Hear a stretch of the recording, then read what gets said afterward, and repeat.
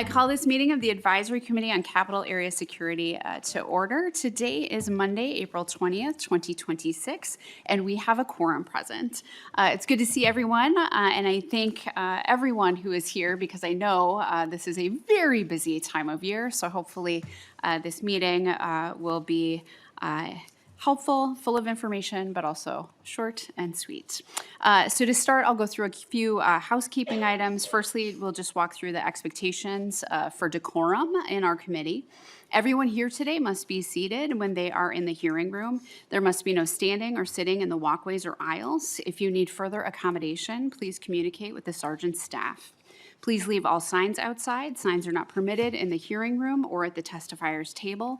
Clapping or other disruptions are not allowed.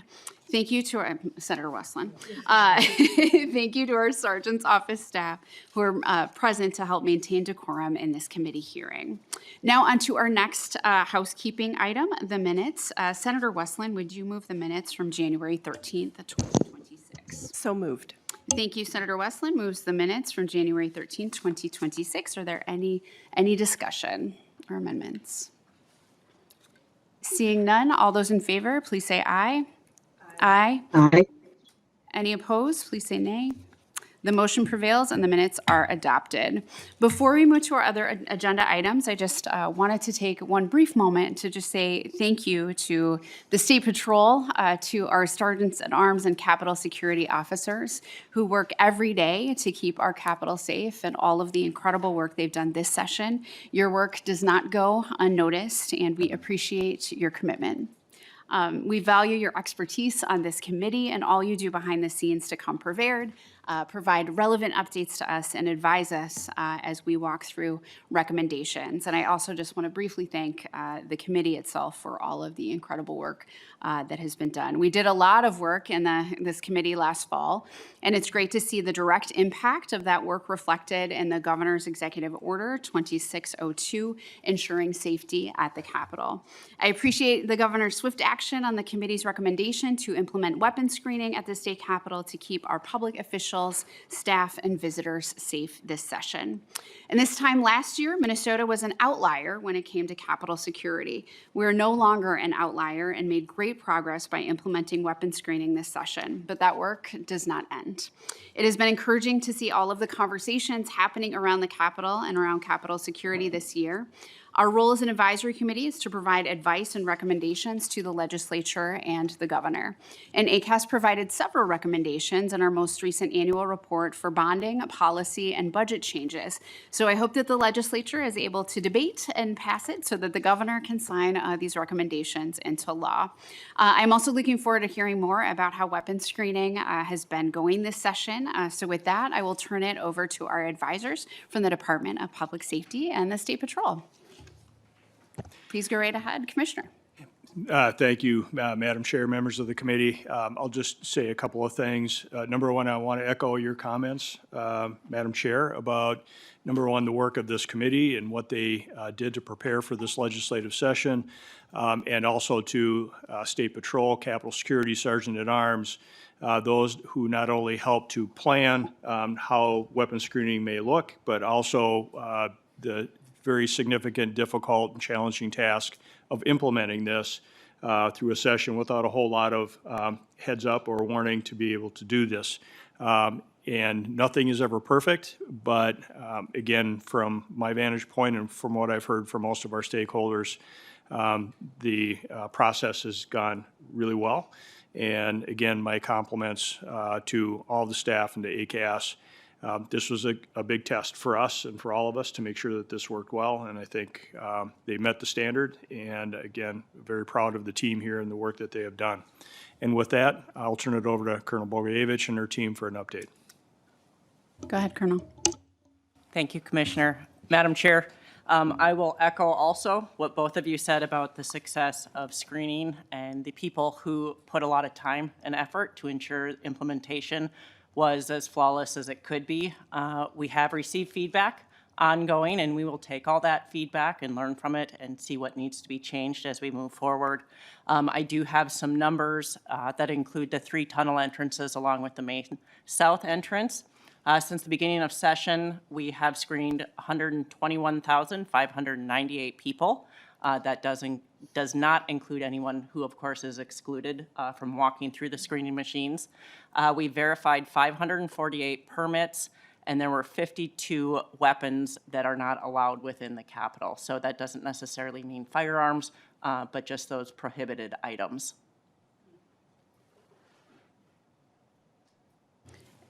Colonel, can you talk a little bit about getting larger groups through the screening? I know we have a lot of schools that come through here, tour groups and otherwise. Can you just speak to that and how that process has gone? I can, Madam Chair. Between the captains and our lieutenants that oversee the screening process, they do keep a close eye on who is visiting during the day, and they are able to adjust the staffing complement that we need, especially at that south main entrance where we know the majority of the public come through. They've done a phenomenal job of it. I think the largest day was maybe like a 15 to 17 minute wait from end of line through into the Capitol. Are there any questions from our committee members?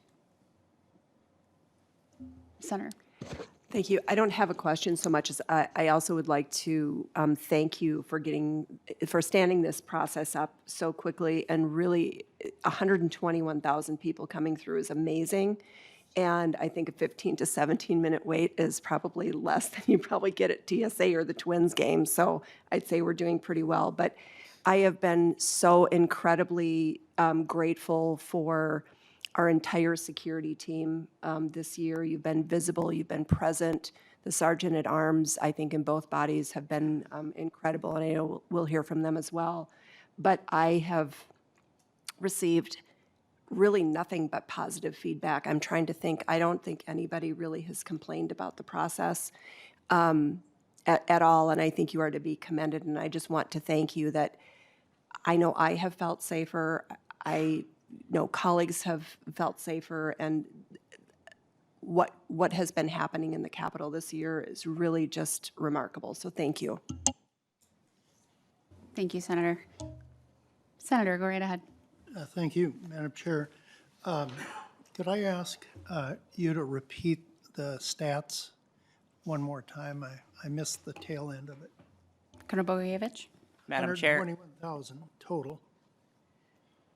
Senator, yes, 121,598, and that is just the Capitol building entrances, with 548 verification of permits and 52 items that were turned away. And then, Madam Chair, of the items that would be prohibited, could you give us a sample of what they were? Colonel Bogojevich? Madam Chair, Senator, those would include knives that aren't allowed into the Capitol building. Someone brought a camping skewer, a marshmallow skewer, that was turned away. I believe there was a screwdriver. I can ask Captain Roski also if he knows of any other, but the majority of them would be knives, things like that that people carry in their pockets. Any firearms? Not in the Capitol building, Senator. Thank you. Thank you, Senator. Any additional questions? Just want to acknowledge that Chief Justice Hudson is also joining us online. So just don't be afraid to speak up there, Chief Justice, if you have a question. Great. Well, thank you so much. I think it has been incredibly positive, and just again, how quickly you were able to stand up the screening. I think the feedback that I have heard has been nothing but positive, and in particular from parents who have kiddos who come to their house. I think this is just gives us more peace of mind, and the presence of Capitol Security, the State Patrol. I think everyone feels very comforted by this session. So thank you so much for your continued good work. It's appreciated. Thank you, Madam Chair. For our next standing agenda item, I will give the Senate and House Sergeant at Arms an opportunity to provide any relevant updates. And we can start with Sergeant at Arms Lindquist. Madam Chair, members of the committee, advisors, thank you. In following the Colonel's numbers access to the Capitol. For the Senate building, most recent numbers as of last Friday, 49,277 people have come through the screening system. Of that, there were 196 concealed carry permits. The additional screening that's occurred in the Capitol on behalf of the Senate for the West Gallery, as of Friday, we had 2,359 people enter the West Gallery of the Senate to observe the Senate chamber. The only other thing that I have to report of note is that in an effort to direct traffic, if you will, a number of doors to the Senate building, access was reduced. People seem to be responding to that reasonably well, and we have embarked the initial stages of an in-depth audit to review key card access. Wonderful. And that is quite a process, I might add. That would be my report. Thank you so much for your report. Are there any questions? All right. Thank you so much. Deputy Chief Sergeant at Arms Bozer, please go right ahead. Thank you, Madam Chair. From the House, our focus continues to be session and the security of it. And just to kind of reiterate what we've all talked about, our collaboration with the Senate and State Patrol has been outstanding this year, and we do get a lot of work done together. As far as our screening for the gallery, we've screened about 1,400 folks to come in and watch our sessions. And then the only other thing I have is we have a gentleman from Oregon through the NCSL coming to shadow our Sergeant at Arms based on security and type things that they want to learn. As law enforcement in Minnesota for years, we've kind of like, you know, we're kind of that gold standard. And I think with our security and stuff that we're bringing here, it's getting noticed across the country. So folks are taking notice. That's fantastic. That's great news. Any questions for the Deputy Chief Sergeant at Arms? Okay. Thank you so much. I said this would let you, did you have a question? Sorry. Okay. I said that this would be a shorter meeting. We are on track, but I also want to transition into our public comment period, which is an opportunity for members of this committee to hear from the public. Before we get into testimony, I laid out a few basic guidelines. Before you begin your testimony, please state your name for the record, and then please keep your testimony to 2 minutes. Staff will be keeping time, and I'll notify you when your 2 minutes have concluded. Please adhere to these limits or you may be cut off. The time limits are provided so we can keep the meeting on time and hear from as many people as possible. I also want to make sure that testifiers keep their remarks to this committee's purview. All testimony related to Capitol area security is welcome. However, we will not entertain testimony on off-subject matters. If your testimony veers off subject, I will respectfully ask you to bring your remarks back to Capitol complex security. So with that, we can begin public testimony. We do not currently have anyone who signed up to testify. If there's anyone in the audience who wishes to testify, you can join us at the testifiers table.